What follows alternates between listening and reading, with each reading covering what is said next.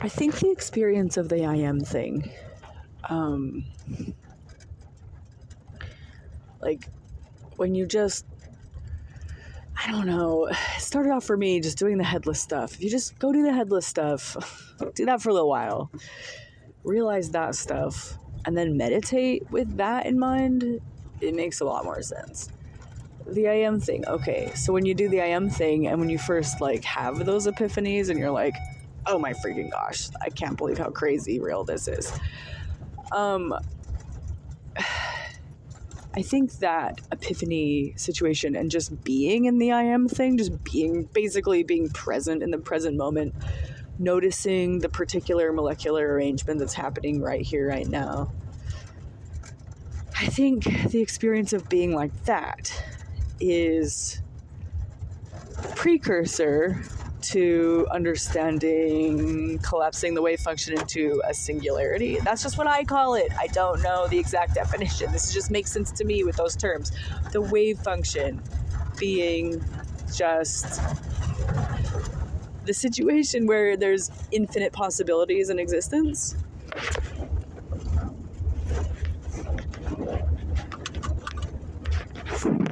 I'm on a really gravelly road and I have to put my seatbelt on, so it's beeping at me. Okay. The wave function being the infinite possibilities that you could do, all the choices you could make, and all the choices everything in existence all at once could make right now. Here it is. Here's the choice we all make. Boom. You know, right now. All the choices we're all making right now. Okay? That's collapsing it. And you collapse it also by viewing it and how you see it. Because, for example, like the ant consciousness, the ant people, the people described in Ecclesiastes as ant people, people, the ant situation, the ant group, how are they seeing the world? Like, what's their perception like? I think if we became an ant, it would feel like we're on drugs. Like, it would just be so crazy. It would be wacky, like a wacky, weird way of perceiving the world. But to them, it's not wacky. It's normal, right? That's just perception. Born, perceiving, perception. And I'm just born with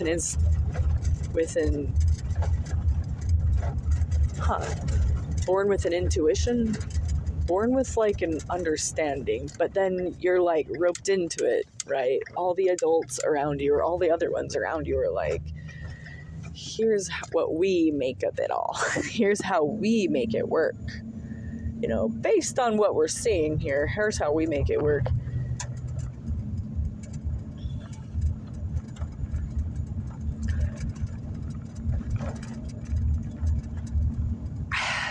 I think perception has something to do with it. I think being aware of it has something to do with it, like how you view it. I think molecules are how we describe it. I think molecules are how we see it.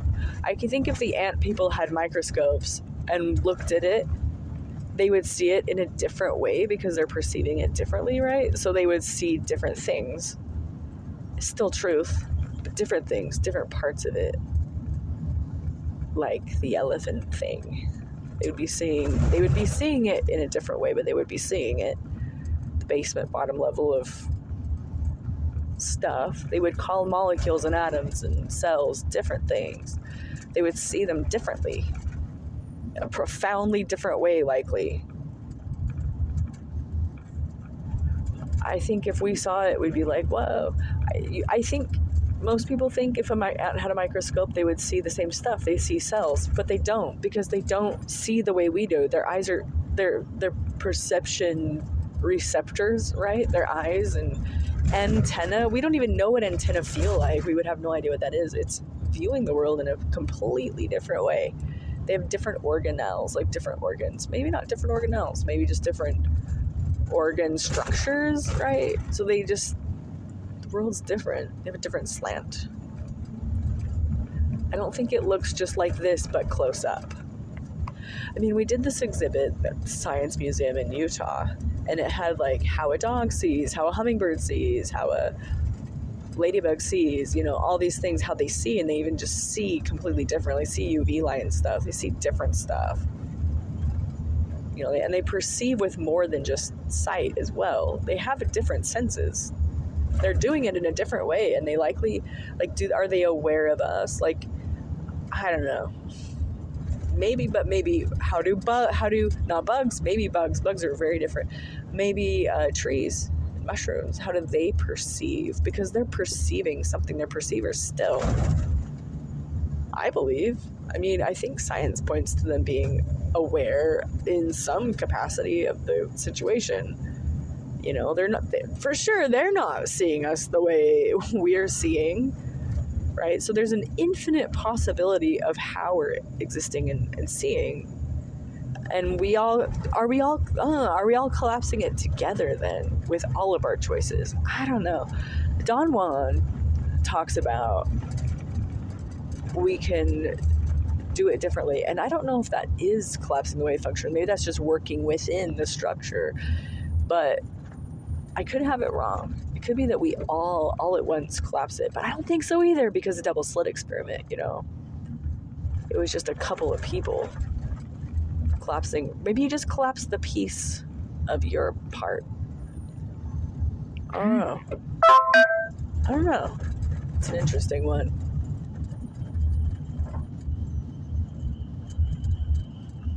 Because it's not that actual reality changes, it's just how you view it changes. You understand it a little bit differently. You understand what's going on here a little bit differently, or a little bit more, maybe. You're able to see it.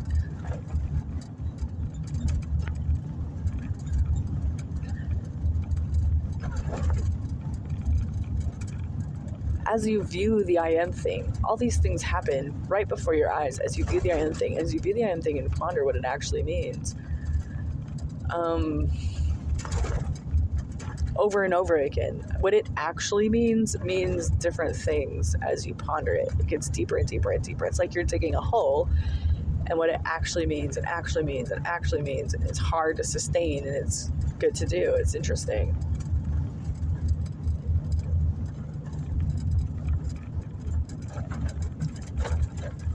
And I think part of that, what it actually means, is collapsing the wave function into a singularity, for somehow that is what makes sense of what's going on. Sometimes if I do the headless stuff and just look, and barring memory and imagination, look at what is, I would feel like I'm the edge of something.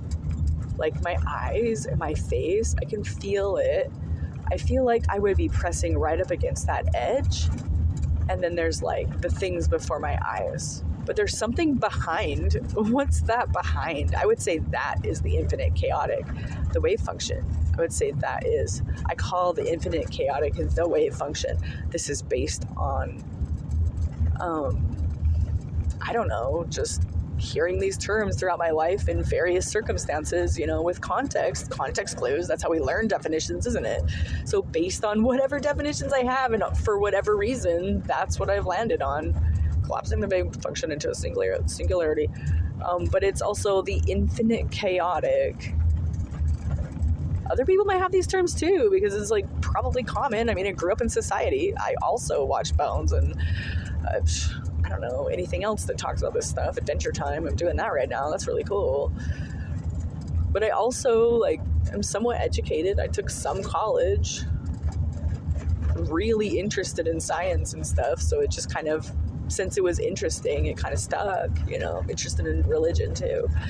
Anyway, based on my entire lived life experience, these are the definitions I come up with for what I'm experiencing. What am I experiencing? Yeah, it's just like, are we pushing? I've thought of this a long time ago, back in the Kentucky house. So 3-4 years ago, 5 years ago, maybe, 4 years ago.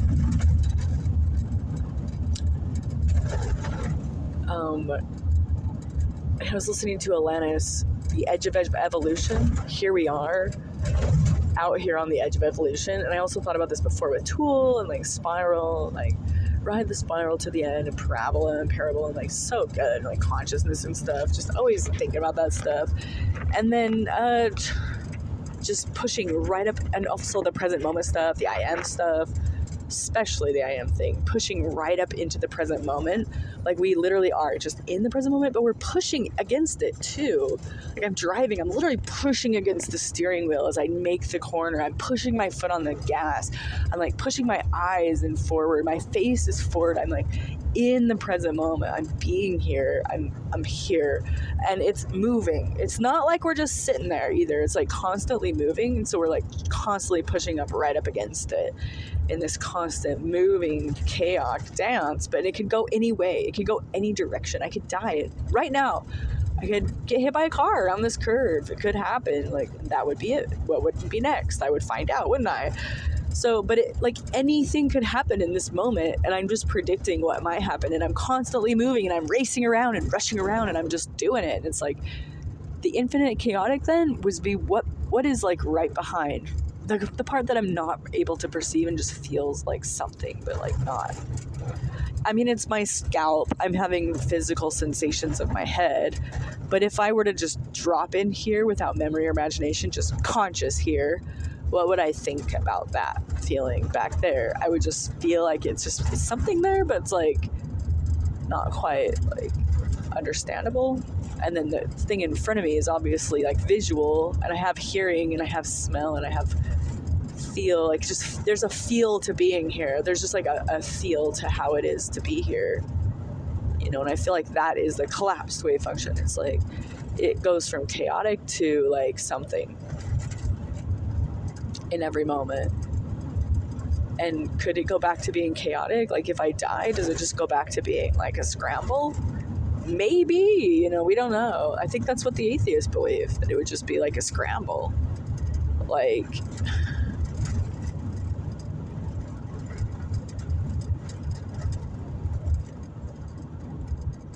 you just die and you're just kind of like dissolved, you're just gone. And that's kind of what Don Juan says. It's kind of, you're dying, you're just like kind of go back. Like the eagle eats you. He's like, it should be terrifying to you. It should be terrifying to you, Carlos. And he's like, oh, that's interesting. That's neat. And he's like, that should terrify you. You know, death is terrifying. But then it's like, but not, I mean, death hasn't tapped you yet. You're here. You get to witness. You don't want to waste your time just worrying about death either. Just, I mean, use death as an advisor. Okay. The experience of it is so much different than talking about it and the description of it, right? It's like, I'm experiencing something, having some kind of understanding, and then being able to articulate, put into words, that's a whole different thing. And that's when you know it. So I'm having an experience and then trying to articulate it. I use the words wave function and singularity because could be what other people are talking about. Could be not. I don't know. Could be the real lived experience of what science is saying. That's what I'm hoping it is. It's cool. It has a good feeling anyway. It's a cool feeling. It's cool to push right up against the edge. It's cool to be present moment. It feels good. And when you're doing that, when you're there, when you're right there pushing up against the edge, that's when the thoughts come. That's when the good stuff comes out. That's when all the interesting things happen.